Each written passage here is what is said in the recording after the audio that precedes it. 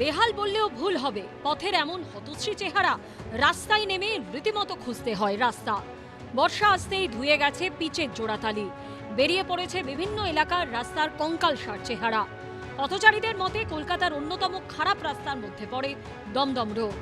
রাস্তা জুড়ে তৈরি হয়েছে অসংখ্য ছোট বড় খানাখন্দ, তাতে জল জমে তৈরি হয়েছে মৃত্যুফাত। কলকাতার একদম উত্তর প্রান্তে অত্যন্ত ব্যস্ত রাস্তা দমদম রোড। তবে এখন যা রাস্তার অবস্থা হয়েছে, মানুষ বলছেন এই রোড শব্দটা আদৌ এখানে ব্যবহার করা যায় কিনা।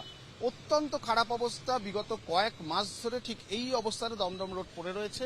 রাস্তা খুঁজে বার করতে হচ্ছে গর্তের মধ্যে থেকে, এমনটাই কিন্তু অবস্থা। স্টেশন থেকে চিড়িয়ামোড় পর্যন্ত রাস্তার অংশ কলকাতা পুরসভার আওতায়।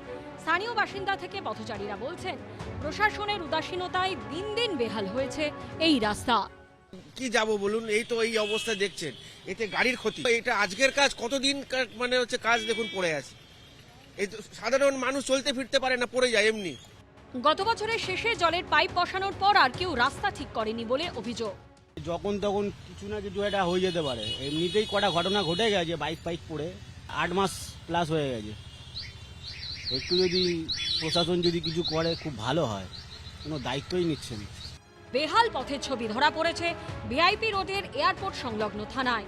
ঝাঁচকচকে কলকাতা এয়ারপোর্টে নেমে প্রথম যে রাস্তা ধরতে হবে সেটিই বেহাল। দাঁত নখ বেরিয়ে থাকা রাস্তায় নিরাপদে গন্তব্যে পৌঁছনোই বড় চ্যালেঞ্জ। এখনো পর্যন্ত এই রাস্তায় কোনো রকমভাবেই কিন্তু কাজ শুরু হয়নি। তার ফলে ভাঙা রাস্তা নিয়েই কিন্তু কলকাতা এয়ারপোর্টের সামনের অংশটা মানুষ মুখোমুখি হচ্ছেন। অন্যান্য যারা সাধারণভাবে যাতায়াত করেন তারা তো আছেই, কিন্তু এয়ারপোর্টে নেমে শহরের দিকে যেতে গেলে প্রথমেই এই খারাপ রাস্তার ওপর দিয়েই যেতে হচ্ছে। বর্ষায় বেহাল সল্টলেকের একাধিক রাস্তা, যেমন লাবণী আবাসন সংলগ্ন দত্তাবাদ রোড। সল্টলেকে ঢোকা বেরোনোর জন্য অত্যন্ত গুরুত্বপূর্ণ এই রাস্তায় কিন্তু তাপ্পির পর তাপ্পি পড়তে পড়তে হারিয়ে গিয়েছে আসল পথ। এটা এলাকার বাসিন্দাদের অভিযোগ, শেষ কবে এই রাস্তাটা ভালো দেখেছেন তাদের মনে পড়ে না। কখনো কখনো প্যাচ ওয়ার্ক হয়, কিন্তু রাস্তাটাকে যে ঠিক করে সারানো সেটা হয় না। তার ফলে বিভিন্ন সময়ে কোথাও স্টোনচিপ পাথর বেরিয়ে এসছে, কোথাও বড় বড় গর্ত তৈরি হয়েছে। রাস্তাটা তুলনামূলক সরু হওয়ায় কোনোভাবেই সেই গর্ত বাঁচিয়ে যাওয়া পর্যন্ত সম্ভব হচ্ছে না। সার্বিকভাবে এই রাস্তা কিন্তু দুঃস্বপ্নের মতন হয়ে দাঁড়িয়েছে এখানকার যারা যাতায়াত করছেন তাদের জন্য। তার কারণ সল্টলেকের এই যে রাস্তা দত্তাবাদ রোড, সেখানে সল্টলেক থেকে ঢোকা এবং বেরোনোর জন্য অত্যন্ত জরুরি। তাই এই রাস্তাকে বাদ দিয়ে চলাও সম্ভব হয় না অনেকেরই। जाने आने में रास्ता का 10-15 मिनट 20 मिनट एक्स्ट्रा लग जाता है, क्योंकि इतना खराब रास्ता, गाड़ी का खराबी और होता है। मतलब इतना प्रॉब्लमेटिक है, कितना साल से रिपेयर होगा, उसके 2-3 दिन बाद से वापस टूट जाते हैं। क्या तो आप उसको सीमेंटेड करिए, रिपेयर अच्छा से करवाइए, but no one is responsible here.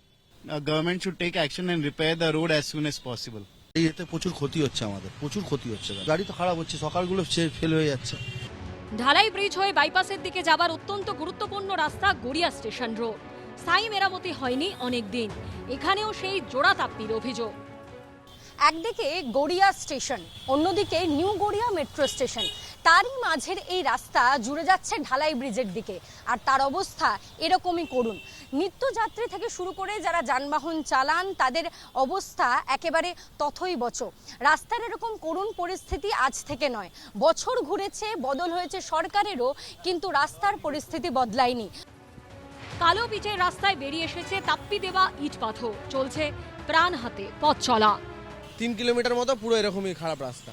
ওইদিকে তো ব্রিজ হচ্ছে, আরো খারাপ রাস্তা। মানে রাস্তা ভালো ছিল, ব্রিজের জন্য মাটি ফাটি খুঁড়ে হ্যান ত্যান করে, মানে কি বলবো, এখনো রিপেয়ার তো কিছুই না, ব্রিজটাও তৈরি হয়নি।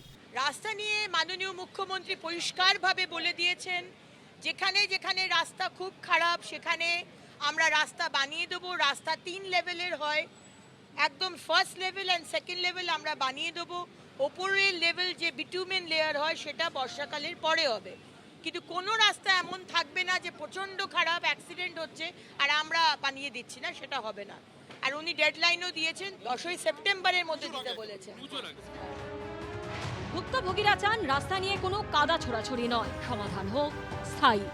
অরিত্রিক ভট্টাচার্য ও ঐশী মুখোপাধ্যায়ের রিপোর্ট, এবিপি আনন্দ, কলকাতা। এবিপি আনন্দ, এগিয়ে থাকে, এগিয়ে রাখে।